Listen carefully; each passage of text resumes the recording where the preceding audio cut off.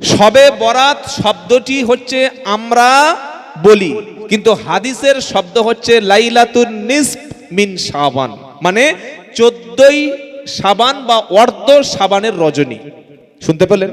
এইবার আমি প্রথমে কি বলেছিলাম যে নাজাত প্রাপ্ত বা জান্নাতি দল কারা?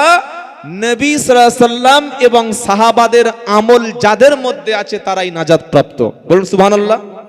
এইবার এই যে শাবান মাসের শবে বরাতে কিছু স্পেশাল আমল আছে, আর কিছু আমাদের সমাজে আজগুবি আমল আছে। যদি স্পেশাল আমলটা বলি কোরআন সুন্নাহ অনুযায়ী মেনে নেবেন তো? আমার কথা মানতে হবে না, কোরআন হাদিস মেনে নেবেন, আর কোনো আলেমকে জিজ্ঞাসা করে আমল করবেন। আমি আব্দুল্লাহ জুবাইর বলে গেলাম আর কাল সকাল থেকে আমল করলেন, এটা না। আমার কথাটা আরো 5 জন আলেমের জিজ্ঞাসা করে তবে মানবেন, আন্দাজে মানার দরকার নাই। নবীর আমল শুনুন, আর আমাদের সমাজে যে ভুল আমলগুলো আছে এগুলো ছাড়ুন। 1 নম্বর কি?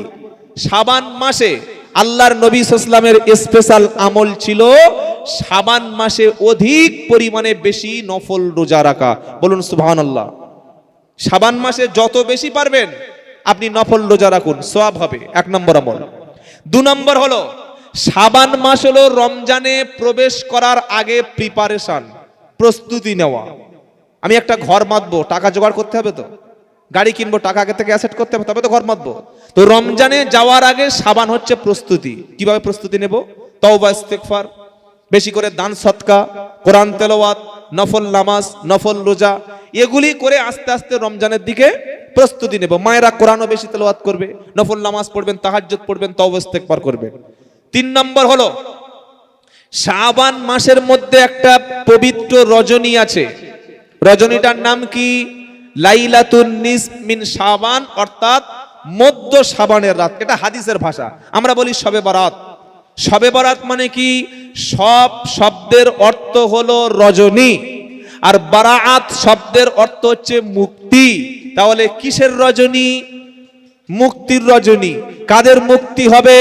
আল্লাহর নবী সাল্লাল্লাহু আলাইহি ওয়াসাল্লাম বলেন 14ই শাবানের রাতে আল্লাহ তাআলা পৃথিবীর সমস্ত সব মানুষকে তিনি ক্ষমা করে দেবেন। বলুন সুবহানাল্লাহ। 2 শ্রেণী ছাড়া, দুটো ক্যাটাগরির মানুষ ক্ষমা পাবে না। কারা? 1 নম্বর হলো যারা হিংসুক, যারা মনে বিদ্বেষ পুষে রাখে, ভাইয়ের প্রতি, বোনের প্রতি, আত্মীয়র প্রতি, শত্রুর প্রতি বিদ্বেষ যারা মনে আছে। আপনি 20 রাকাত নামাজ পড়ছেন আর মনে হিংসা নিয়ে শুয়ে আছেন, কে বলেছে আপনাকে? আগে হিংসা ছাড়ুন। তার জন্য শবে বরাত নয়, শবে বরাত ও শবে বাদ হয়ে যাবে। কি শবে বরাত সকালবেলা দেখা গেল শবে বাদ, মানে রাতে বাদ হয়ে গেল। হিংসা ছাড়বো ইনশাআল্লাহ। বলেন হিংসা বিদ্বেষ ছাড়া কঠিন, কিন্তু হালুয়া রুটি খাওয়া সহজ। হিংসা ছাড়বো ইনশাআল্লাহ। বলেন। আর 2 নম্বর কারা ক্ষমা পাবে না? যারা মুশরিক, শিরককারী, আল্লাহ ছাড়া অন্যের কবরে মাজারে গিয়ে সেজদা করে, মান্নত করে, কবরে গিয়ে চাদর চাপায়, মান্নত করে, কসম করে, এগুলো শিরক, মুশরিক কাজ। শিরকের পাপ আল্লাহ ক্ষমা করবেন না, আর এদের ক্ষমা হবে না। আর হিংসুক, এছাড়া আল্লাহ সবাইকে ক্ষমা করবেন। বলুন সুবহানাল্লাহ। এবার আসি আমল আপনি কি করবেন আর কি করবেন না, 1 মিনিটে বলে শেষ করে দিচ্ছি। আল্লাহর নবী সাল্লাল্লাহু আলাইহি ওয়াসাল্লাম যে আমল করেননি, নবীর পরে সবচাইতে বেশি সওয়াবের কাঙাল ছিল, সওয়াবের ভিখারি ছিল, এমন কোন একটা আমল এমন কি আছে যে আমল নবীর প্রয়োজন ছিল না, সাহাবাদের প্রয়োজন ছিল না, আর সেই আমল আমাদের প্রয়োজন বা সেটা আমাদের জন্য ভালো? কথা কি বোঝাতে পারিনি? এমন কোন ভালো আমল কি নবী গোপন করে গেছে যে আমল নবী জানতেন না, সাহাবায়ে কেরাম জানতেন না, আর আমরা জানি? ভাই শুনছেন আপনারা? বাপের নামে কি জমি ছিল না, বাপ জানে না, ছেলে জেনে বসে আছে, এটা হয় কোনোদিন? হ্যাঁ। তাহলে আমাদের সমাজে উদ্ভট কিছু আমল আছে, আর এই আমলগুলো তৈরি হয়েছে। হলুদ একটা বই আছে মকসুদুল মুমিনিন, আর একটা বেদাতি বই আছে 12 চাঁদের, আগেকার বই 12 চাঁদের ফজিলত, আর মকসুদুল মুমিনিন। এই বইতে এমন আজগুবি, গাঁজাখুরি, হাদিসের নামে জালিয়াতি কথা লেখা আছে যে একজন মুসলমানের ঈমান ধ্বংস করার মতো সমান। বললে কিরকম? বললে কেউ যদি শবে বরাতের রাতে, মানে 14ই শাবানের রাতে গোসল করে পুকুরে নেমে গোসল করে উঠে যদি কারোর সঙ্গে কথা না বলে দুরাকাত নামাজ পড়ে, ওর শরীরে যত পানি পড়বে অত বছরের গুনাহ মাফ হয়ে যাবে। সুবহানাল্লাহ বললেন না? হ্যাঁ, যে মদ খেয়েছে শবে বরাতের সকালে, সে বলছে এই আর এক পেক দে, এখন খাবো, সন্ধ্যাবেলা ঘাম ঝরাবো, পানি ঝরাবো। যে সকালে অন্যের বউয়ের কাছ থেকে উঠে এসেছে, ও তো সকালবেলা সন্ধ্যাবেলা পুকুরে ঝাম মারবে মাছের মতো, রুই মাছের মতো মারবে না, গোনা ঝরাবে। যে লটারির টিকিট ছাড়া ঘুমোতে পারে না, ও তো পুকুরে উপর থেকে বাঁশ বেঁধে পুকুরে সেই হিন্দু ভাইদের মতো ঝাঁপ করবে না? আল্লাহর কসম করে বলছি, একটা কাজ করলে গুনাহ মাফ হয়ে যায়, সেটা হচ্ছে তাওবা। সেটার নাম কি? জোরে বলেন। পাপ ছেড়ে দেব, পাপ করব না, আর পাপের জন্য ক্ষমা চাইবো, সব গুনাহ মাফ করে দেবেন কে? আল্লাহ। তাহলে শবে বরাতের রাত্রে বা নিসমিন শাবানে একটু আমল শুনুন। কি আমল? আপনি প্রতিদিন নফল নামাজ 2 রাকাত 4 রাকাত পড়েন, অভ্যাস আছে। আপনি যদি এটা পবিত্র রাত, মুক্তির রাত, সেই হিসাবে আপনি 2 রাকাত নফল বা 4 রাকাত বা 6 রাকাত নফল, নির্দিষ্ট কোনো নামাজ নেই, নফল নামাজ আপনার ইচ্ছা হচ্ছে 2 রাকাত নফল পড়ি, আল্লাহর কাছে ক্ষমা চাই, নফল নামাজ আপনি পড়বেন, এটা পার্সোনাল পড়বেন, জামাতবদ্ধ নয়, মসজিদে নয়। নফল নামাজের জায়গা কোথায়? বাড়ি, ঘরে, এটা সওয়াবের কাজ। কেউ যদি 2 রাকাত 4 রাকাত নফল পড়ে, কোনো নির্দিষ্ট সংখ্যা নেই, হিসাব নেই, যে আল্লাহ সবাইকে ক্ষমা করবে, আমি 2 রাকাত তাহাজ্জুদ পড়ে দোয়া করব, করতে পারবে কি পারবে না? পারবে। প্রতিদিন কেউ 5 পৃষ্ঠা 6 পৃষ্ঠা 1 পারা, অনেক মা প্রতিদিন কোরআন তেলাওয়াত করে। তো আপনি মনে করেন আজকে একটা পবিত্র মুক্তির রাত, সেই হিসেবে আমি প্রতিদিন কোরআন তেলাওয়াত করি, আজকে একটু কোরআন তেলাওয়াত করব, নফল ইবাদত, সওয়াব হবে, অসুবিধা নাই। প্রতিদিন তাহাজ্জুদ পড়েন, আপনি একটু তাহাজ্জুদ পড়লেন, অসুবিধা নাই। কি সমস্যা আছে? এবার আসছি আরেকটা আমল, কবর জিয়ারত। কবর জিয়ারাতের একটা বেদাতি আমল আছে, অনেকে শুনলে যেন আবার গায়ে যেন ফোকসা পড়ে যায় না।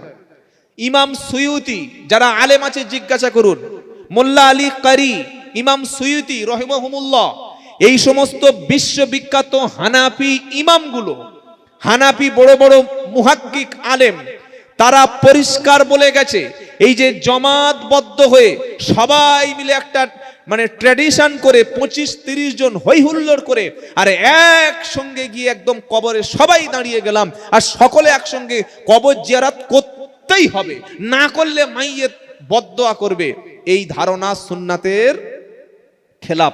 বলুন তাহলে কবর জিয়ারত করবো না, মানা করছেন, কখন মানা করলাম? এবার একটা হাদিস শুনুন, হাদিসটা সুনানে তিরমিজি নামক কিতাবে আছে, সুনানে তিরমিজি। শাবান মাসের 14 তারিখের রাত্রে, সেই রাত্রে আল্লাহ রসুলের থাকার পালা আয়েশা সিদ্দিকার বাড়িতে। শুনছেন আপনারা? খুব ইম্পর্টেন্ট কথা। তো রাত 12টা-1টার দিকে আয়েশা সিদ্দিকা আমাদের মা উঠে দেখছেন বিছানায় রসুল কারীম সাল্লাল্লাহু আলাইহি ওয়াসাল্লাম নাই। তো তার মনের মধ্যে একটু ঈর্ষা হলো বা সন্দেহ হলো যে রসুল কারীম সাল্লাল্লাহু আলাইহি ওয়াসাল্লাম আমাকে রেখে আবার অন্য কোনো রুমে চলে গেল না তো।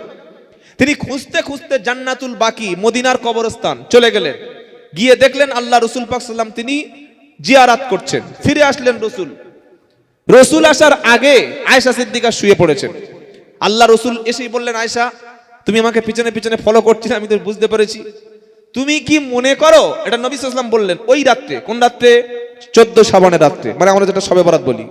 তুমি কি মনে করো যে রসুল করিম সাল্লাল্লাহু আলাইহি ওয়াসাল্লাম তোমার হক নষ্ট করে অন্য কোনো বিবির বাড়িতে গিয়ে রাত কাটাচ্ছে? এটা তুমি ভেবেছো হয়তো? না আয়েশা, তুমি কি জানো আজকে রাত্রে আল্লাহ তাআলা পৃথিবীর সব মানুষকে ক্ষমা করেন, ওই 2 শ্রেণী যেটা বললাম, ওই 2 শ্রেণী ছাড়া, হিংসুক আর মুশরিক ছাড়া। সেজন্য আমি কবর জিয়ারাত করছিলাম। এবার বলুন, আল্লাহ রসুল সাল্লাল্লাহু আলাইহি ওয়াসাল্লাম কবর যখন জিয়ারাত করতে গেছেন, নিজের কোনো স্ত্রীকে বলে গেছিলেন? বলুন, যায়নি। রসুলের আয়েশা সিদ্দিকার বাবা আব্বা আবু বকর সিদ্দিক জান্নাতি সাহাবা, তাকেও সঙ্গে নিয়ে যায়নি, ওমর ফারুককে নিয়ে যায়নি, উসমান গনিকে নিয়ে যায়নি, হযরত আলী রাদিয়াল্লাহু তাআলা আনহুকে নিয়ে যায়নি, একজন সাহাবাকে ডাকেননি। কেন? কারণ কবর জিয়ারাত এমন একটি আমল, কবর জিয়ারাত সব সময় পার্সোনাল জিয়ারাত করা সুন্নাত। কি বললাম? কবর জিয়ারাত একাকি জিয়ারাত করা, জোরে বলুন, সুন্নাত। জামাতবদ্ধ হয়ে সবাই মিলে 30-40 জন গিয়ে হাসছে, কেউ মোবাইলে করছে, কেউ ছুটছে, এমন করে কবরস্থানে গিয়েছে। জিব্রাইল বলছে, এই এ তো ভয় দেখাতে এসছে ফেরেশতাদের, 60-70 জনকে দাঁড়িয়ে আছে, এটা সুন্নাত নয়। যদি কেউ ওই রাত্রে জিয়ারাত করার ইচ্ছা করেন, একাকী পার্সোনাল হয় মাগরিব বাদ বা এশা বাদ বা যখন হোক, যখন মন চাইবে জিয়ারাত করবেন। জিয়ারাত করার কোনো নির্দেশ নাই। ভালো করে শুনুন, হাদিসে কোনো নির্দেশ নবী দেননি। দিলে নবীর ইন্তেকালের পরে 100 বছর সাহাবারা বেঁচে ছিলেন, শেষ সাহাবা ইন্তেকাল পর্যন্ত। 100 বছর পর্যন্ত সাহাবায়ে কেরামরা এরকম 250, 300, 400 জন। আপনার উত্তর 24 পরগনায় কবর বেশি না মদিনায় কবর বেশি বলুন? আপনি এখান থেকে বসিরহাট হুজুরের কবর পাইকারি ভাবে ছুটে চলে গেলেন জিয়ারাত করতে, আর বাপের কবরটা শিয়ালে জিয়ারাত করছে। এই কমন সেন্সটুকু মুসলমানের নাই। বাপের কবর জিয়ারাত করেছেন, চলে গেছে হাড়োয়ায় গোরাচাঁদ পীরের কাছে, আর আপনার বাপ তো সবচাইতে বড় পীর, তার কবরটা কোন শিয়ালে জিয়ারাত করবে এসে? এই জ্ঞানটুকু মুসলমানের নাই। যদি জিয়ারাত করতে হয় একা বাপের কবরে যাবেন, মায়ের কবরে ইনশাআল্লাহ বলেন। বলবো হুজুর আপনি তো বেশ ভালোই বাঁশ দিচ্ছেন, তো আমি একা যাব, তো আমার দোয়াটা কে বলে দেবে, আর আমি কাঁদবো কি করে? আরবি দোয়া আর বাংলা দোয়া, আরবি মোনাজাত বাংলা মোনাজাত, আল্লাহ কোনটা ভালো বোঝে তাড়াতাড়ি বলুন। আরবিটা একটু বেশি বোঝে, হ্যাঁ?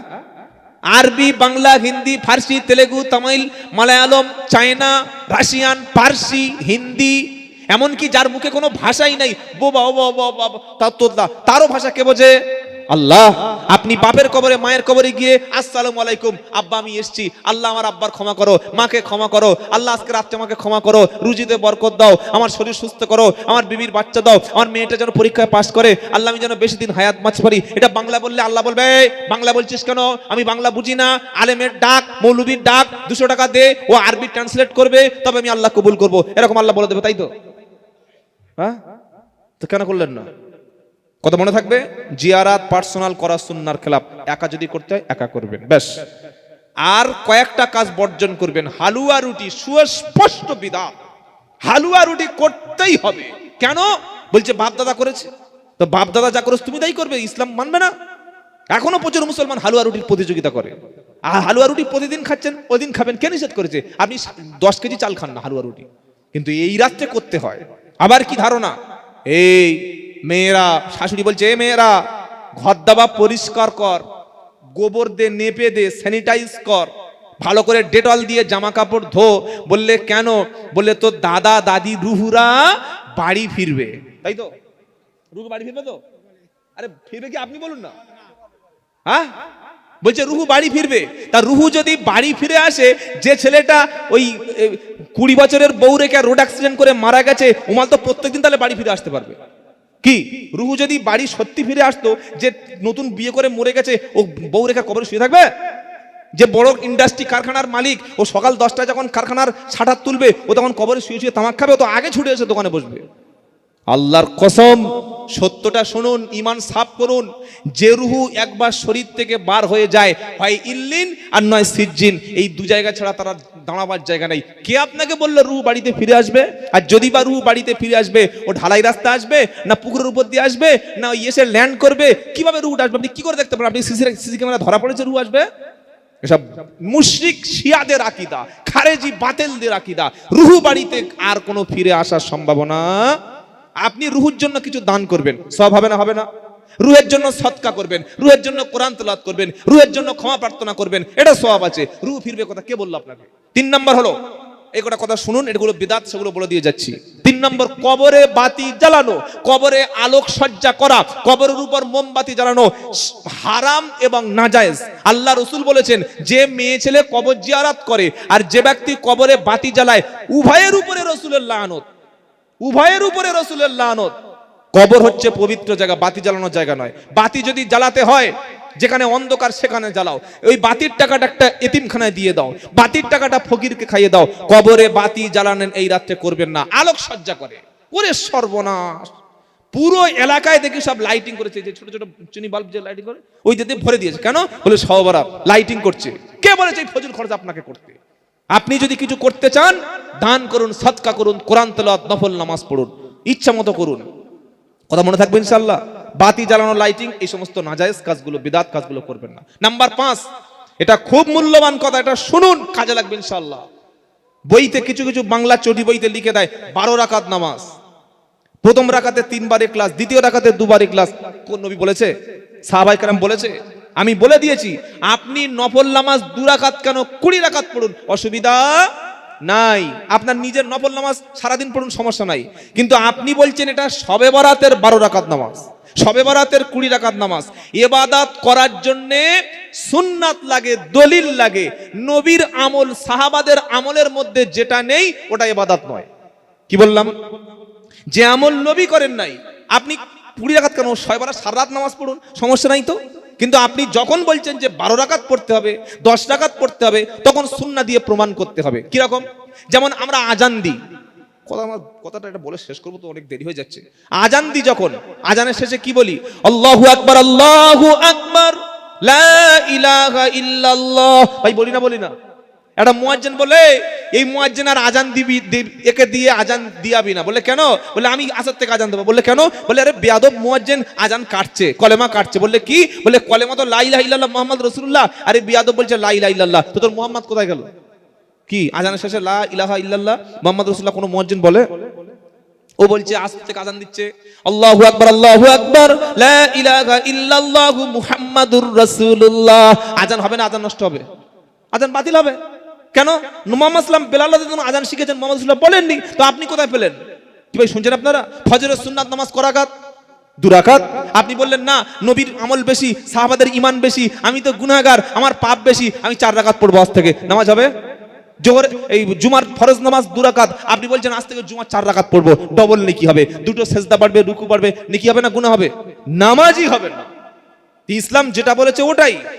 আপনি শবে বরাতে যদি মন চায় পার্সোনাল ঘরে 2 রাকাত 4 রাকাত যত খুশি আপনার নফল নামাজ কোনো সংখ্যা নেই, পড়তে পারেন, তওবা করতে পারেন, অসুবিধা নাই। কিন্তু আপনি নির্দিষ্ট একটা ফর্মালিটি করছেন যে 12 রাকাত পড়তেই হবে, এইটা কিন্তু সুন্নাহর খেলাফ। এটা মনে থাকবে ইনশাআল্লাহ।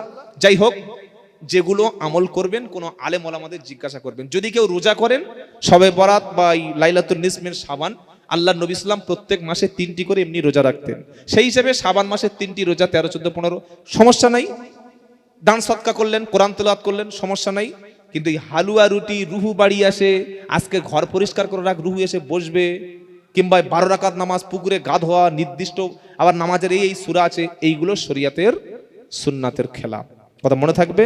আল্লাহ আমাদের সবাইকে 14ই শাবান রাতে যাদের ক্ষমা করবেন, আল্লাহ যেন আমাদের মতো গুনাহগারদের যেন শবে বরাতের রাতে ক্ষমার ঘোষণা করেন। সকল বলেন আল্লাহুম্মা আমিন। আমি শেষ কথা বলে শেষ করে দিচ্ছি, যারা যুবকেরা এসছেন, আল্লাহওয়ালা ভাইরা এসছেন, নামাজ কোনোদিন ছাড়বো না, বলুন ইনশাআল্লাহ। আর প্রত্যেকে ভাইরা, যুবকেরা কোরআন শেখো, কোরআন প্রত্যেকে শিখবো ইনশাআল্লাহ বলেন। যুবকেরা তোমরা যারা বাচ্চারা অনেকে ভাইরা বসে আছো, তোমাদের জন্য কোরআন শিক্ষা অনেক সহজ। কালকে আমার প্রোগ্রাম ছিল ওই হাওড়ার রানীহাটি, একটা ছাত্রের মাথায় পাকড়ি দিলাম, চোখে পানি চলে আসলো। স্কুলে পড়ে ছেলেটা, ক্লাস 6 সম্ভবত পড়ে, ওই স্কুলে পড়ে ক্লাস 6-এ। 1 বছর 2 মাসের মধ্যে পুরো কোরআন 30 পারা হিফজ করেছে, বলুন সুবহানাল্লাহ। আমি অবাক হয়ে গেলাম শিক্ষকদের মেহনত, আর ছেলেটার তার মেরিটোরিয়াস, এতটা ব্রেন ব্রিলিয়ান্ট ছাত্র যে স্কুলে পড়ার সাথে সাথে একটা 30 পারার হিফজ করেছে। স্কুলে পড়ে 13-14 বছর বয়স, 1 বছর 2 মাস সময় লেগেছে। তো আমরা মানুষ, আমরাও চেষ্টা করলে শিখতে পারি। সকলে নিয়ত করি রোজা আসার আগে আমরা কোরআন শেখায় যুক্ত হব, আর রমজান মাসে কোরআন পড়বো, বলি ইনশাআল্লাহ। 5 ওয়াক্ত নামাজ পড়বো, বলি ইনশাআল্লাহ। মদ, সুদ, গাঁজা, নেশা, হারাম থেকে আল্লাহ আমাদের যুবক সমাজকে যেন হেফাজত করেন। ওমা তাওফিকি ইল্লা বিল্লাহ। সকলে বলুন আমিন। দরুদ শরীফ। আল্লাহুম্মা সাল্লি আলা মুহাম্মাদি ওয়া আলা আলি মুহাম্মাদ কামা সাল্লাইতা আলা ইব্রাহিম ওয়া আলা আলি ইব্রাহিম ইন্নাকা